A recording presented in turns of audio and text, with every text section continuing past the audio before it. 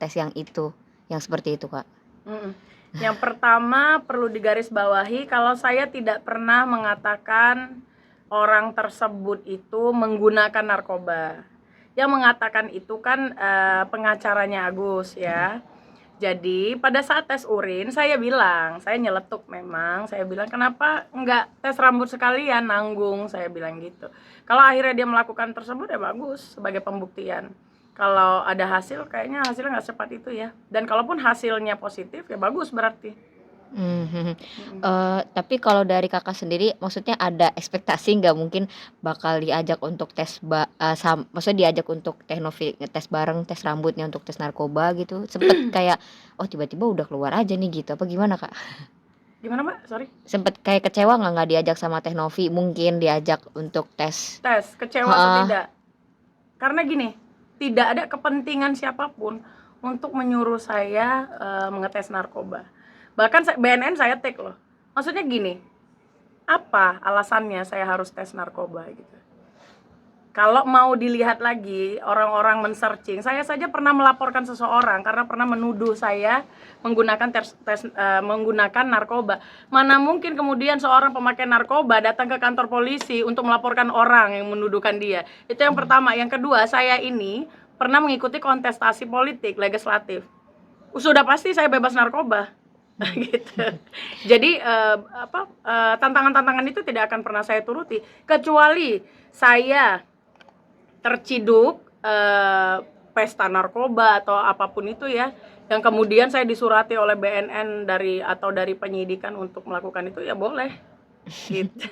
Oke. Nah, kabarnya Kak Zanza ditantang balik lah gitu sama Teh Novi untuk tes itu. Tadi sebenarnya udah dijawab sih, tapi kalau dia ngomong langsung mungkin atau hubungi Kak Zanza itu kira-kira Kak bakal ngerespon gimana, Kak? Tidak akan saya respon karena dia bukan orang yang berwenang untuk menyuruh-nyuruh saya begitu.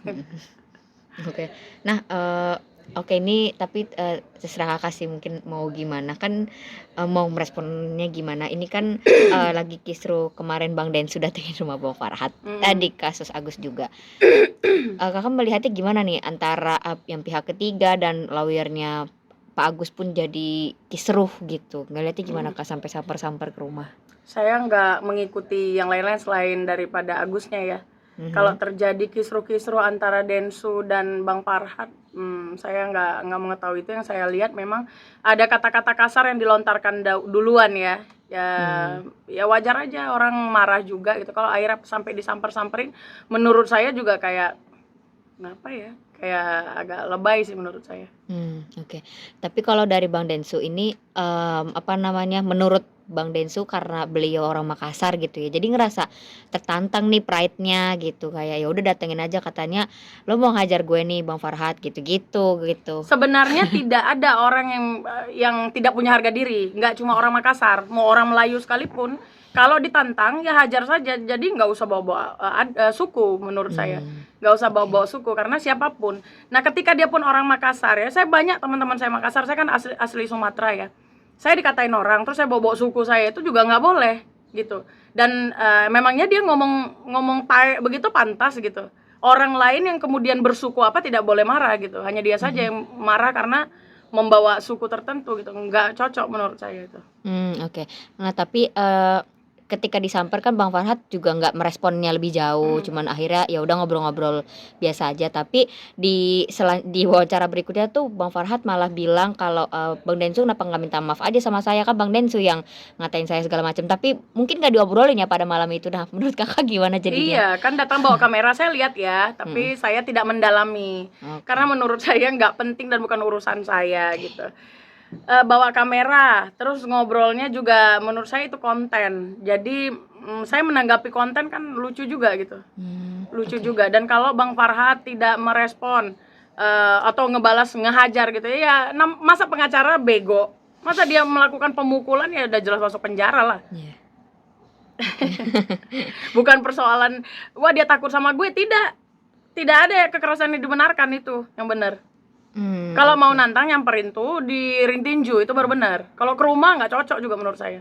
Iya sih. Nah ini kalau menurut versi Farhad katanya definisi hajar Farhad itu bukan hajar fisik tapi dia punya LSM namanya hajar. Iya, saya sering lihat Gimana, pukul Kak? hajar, bantu yang lemah pukul hajar, itu saya sering lihat sih. Tapi kalau saya Oh, hajar, oke. hajar kan kemudian tidak melulu fisik menurut saya juga.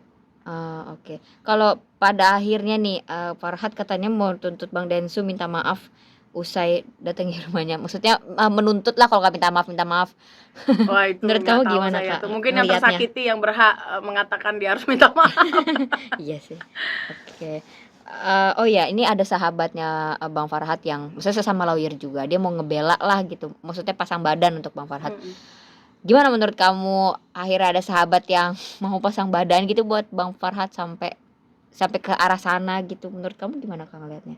Boleh-boleh aja namanya sahabat kan ya. Karena yang saya lihat juga si Densu itu datang kan seolah-olah pengen berantem gitu ya. Jadi kalau temennya pasang badan wajar buat saya. Malah kalau saya bilang di sini kesimpulannya siapa kesatrianya, tidak ada kesatria di sana. Karena itu bukan ring tinju. Bahkan ketika dia datang dengan konten, di mana logikanya orang memukul dia itu nggak mungkin banget. Jadi itu sama-sama perbuatan yang tidak cerdas menurut saya. Sahabatnya Farhad ini katanya dia justru mau nge-fight balik si Densu gitu. Ya udah ayo kita hajar aja gitu loh. Menurut Kakak Saya nggak gimana? kecampur urusan itu.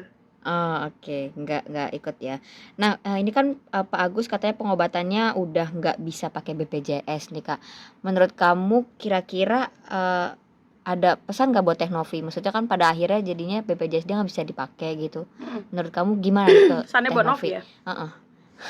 Kalau tidak bisa menggunakan fasilitas-fasilitas tertentu di BPJS itu tidak hanya pada Agus.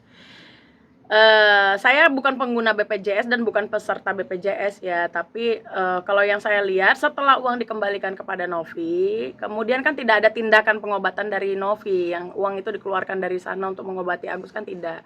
Bahkan yang beredar itu adalah video Bang Farhad dan yang lain-lain itu kan membawa dia berobat menggunakan dana sumbangan dari teman-temannya, dari lawyer dia begitu.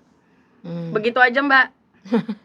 Kalau untuk maksudnya jika Pak Agus tetap meminta gitu yang dia merasa hak dia ke yayasan, menurut kamu Teh Novi baiknya langsung kasih aja atau tahan dulu atau Kalau gimana? kalau saya memposisikan diri saya adalah penggalang donasi. Urusan duit 200-300 juta itu tidak persoalan buat saya. Apalagi dia gunakan untuk balas budi kepada keluarganya. Itu yang pertama.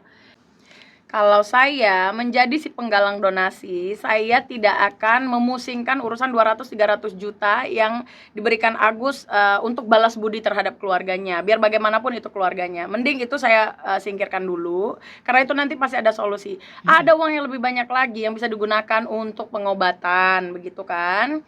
Apalagi kalau misalnya si Agus memang masih ingin menggunakan BPJS, ya nggak apa-apa, silakan gunakan saja gitu semaksimal mungkin. Dan kalau saya menjadi penggalang donasi, apalagi uang itu berada di tangan saya, udah kisruh banget begini, saya nggak mau, saya serahin aja kepada yang berwenang, entah itu dinas sosial. Dan untuk ya dinas sosial, tolonglah, ini udah huru-hara banget.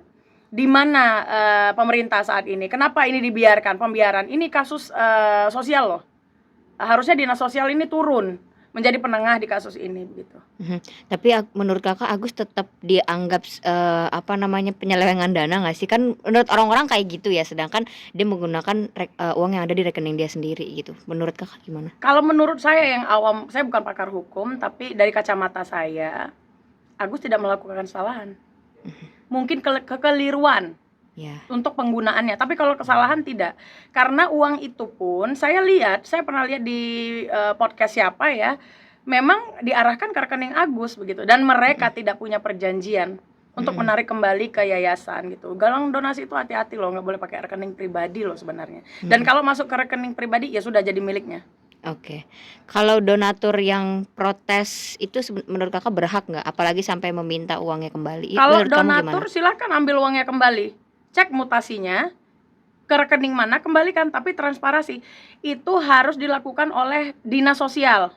Libatkan dinas sosial di sana. Kalau donatur tidak ikhlas dan mau mengambil uangnya, silakan ambil. Tapi kalau saya sebagai orang ya, nggak ada bedanya donasi dengan sedekah.